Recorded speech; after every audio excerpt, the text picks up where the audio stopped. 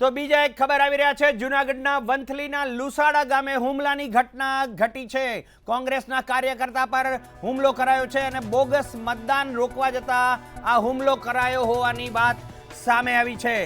જૂનાગઢના વંથલી તાલુકામાં કોંગ્રેસ કાર્યકર્તા પર હુમલાની ઘટના સામે આવી છે। લુસાવા ગામે બોગસ મતદાન થતું હોવાની માહિતી મળતા કિશોર બામદિયા નામનો કોંગ્રેસી કાર્યકર્તા અન્ય સદસ્યો સાથે મતદાન મથકે પહોંચ્યો અને બોગસ મતદાન રોકવા જતા કિશોરભાઈ અને તેમના સાથીદારો સાથે ધક્કા મુક્કી કરવામાં આવી હતી।